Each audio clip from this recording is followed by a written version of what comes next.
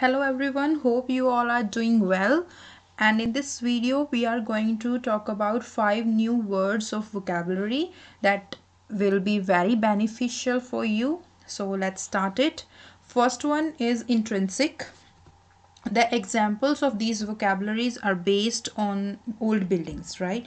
So let's understand the first one, that is intrinsic. We can also use word integral. Wait.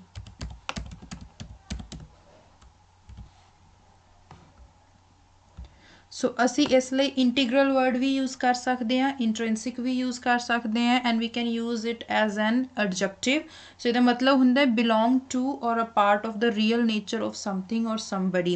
कोई चीज़ reality जो ਹੁੰਦੀ ਹੈ ਜਾਂ ਆਪਾਂ ਇਹਨੂੰ ਕਹਿੰਦੇ ਆ ਕਿ ਅਟੂਟ ਪਾਰਟ ਜਿਹਨੂੰ ਆਪਾਂ ਕਹਿ ਦਿੰਦੇ ਆ, that is called intrinsic. Example ਦੇ ਤੌਰ ਤੇ some old building have intrinsic value in order to perfect reflection of the history and civilization.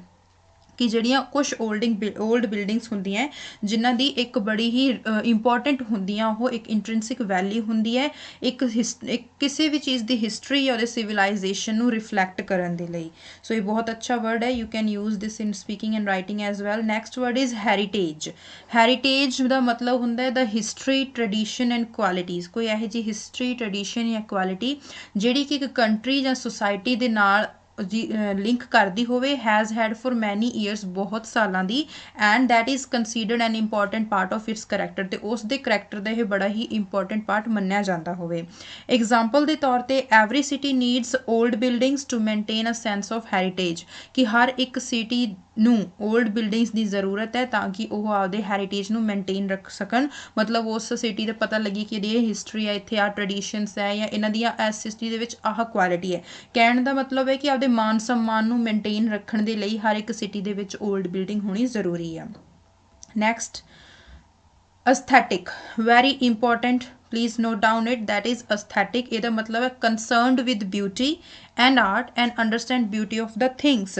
ਉਹਨਾਂ ਨੇ ਕਿਹਾ ਕੋਈ ਇਹੋ ਜਿਹੀ ਚੀਜ਼ ਕਿਸੇ ਓਲਡ ਬਿਲਡਿੰਗ ਜਾਂ ਕਿਸੇ ਥਿੰਗ ਜਾਂ ਆਰਟ ਦੀ ਉਹਦੀ ਬਿਊਟੀ ਨੂੰ ਕੰਸਰਨ ਹੋਦੇ ਉਹਦੇ ਪ੍ਰਤੀ ਜਾਂ ਉਸਨੂੰ ਸਮਝਿਆ ਜਾਵੇ. ਐਗਜ਼ਾਮਪਲ ਦੇ ਤੌਰ ਤੇ people and tourists take pleasure witnessing the aesthetic and cultural history of a particular area. ਇੱਕ particular area ਦੀ ਜਦੋਂ aesthetic ਬੜੀ ਹੀ ਸੋਹਣੀ ਤੇ ਬਹੁਤ ਹੀ ਇਨਫੋਰਮੇਟਿਵ, ਬੜੀ ਹੀ ਅਟਰੈਕਟਿਵ ਤੇ ਕਲਚਰਲ ਹਿਸਟਰੀ ਨੂੰ ਵੇਖਣ ਦੇ ਲਈ ਜਿਹੜੇ ਟੂਰਿਸਟ ਤੇ ਲੋਕ ਹੈ ਉਹ ਆਪਦੇ ਆਪ ਨੂੰ ਬੜਾ ਹੀ ਵਧੀਆ ਮਹਿਸੂਸ ਕਰਦੇ ਆ. ਆਪਾਂ ਕਹਿ ਸਕਦੇ ਹਾਂ ਕਿ ਉਹ ਉਸਦੇ ਟੂਵਾਰਡਸ ਅਲਿਓਰ ਹੋ ਜਾਂਦੇ ਆ. ਅਸਥੈਟਿਕ ਵਿਊ ਵੀ ਆਪਾਂ ਕਹਿ ਸਕਦੇ ਹਾਂ. ਜਦੋਂ ਆਪਾਂ ਨੇਚਰ ਦੀ ਗੱਲ ਕਰਦੇ ਹਾਂ, you can also use word aesthetic view. Next vocabulary ਹੈ ਟੂ ਪੌਜ਼.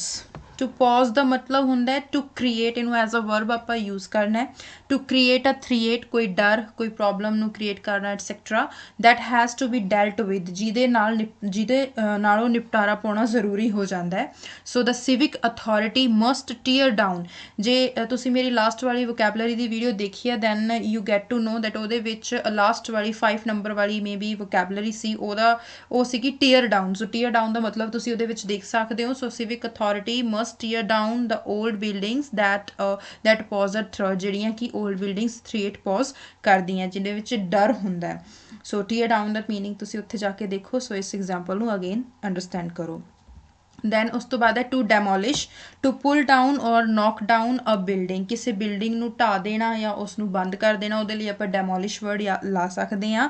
ਐਗਜ਼ਾਮਪਲ ਦੇ ਤੌਰ ਤੇ ਕੰਸਰਨਡ ਡਿਪਾਰਟਮੈਂਟ. ਕੰਸਰਨਡ ਮਤਲਬ ਜਿਹੜੇ ਡਿਪਾਰਟਮੈਂਟ ਇਹਨਾਂ ਦੇ ਲਈ ਬਣੇ ਆ, ਹੈਜ਼ ਟੂ ਐਸੈਸ, ਉਹਨਾਂ ਨੂੰ ਇਹ ਚੀਜ਼ ਕੰਸੀਡਰ ਕਰਨੀ ਚਾਹੀਦੀ ਹੈ, ਦੇਖਣੀ ਪਰਖਣੀ ਚਾਹੀਦੀ ਹੈ, whether a building needs to be demolished or not, ਹੀ ਕਿਸੇ ਬਿਲਡਿੰਗ ਨੂੰ ਢਾਉਣਾ ਚਾਹੀਦਾ ਜਾਂ ਨਹੀਂ. ਇੱਥੇ ਆਪਾਂ ਵੈਦਰ ਦੀ ਸਟਰਕਚਰ ਵੀ ਦੇਖ ਸਕਦੇ ਹਾਂ ਕਿ ਵੈਦਰ ਔਰ ਲਾ ਕੇ ਆਪਾਂ ਇੱਕ ਅੱਛੀ cohesion coherence the structure maintain ਕਰ ਸਕਦੇ ਹਾਂ. So these are the 5 words, most important words for today's vocabulary in this video.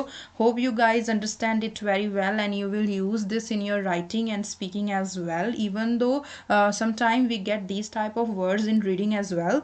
So try to find it or try to use it on the suitable places. So please subscribe my channel for upcoming videos on vocabulary, cue card and some writing contents. Even you can also follow me on Instagram, that is Band Gainers, link in below in the description, and you can also follow me on Telegram for the daily updates. Thank you. Bye bye.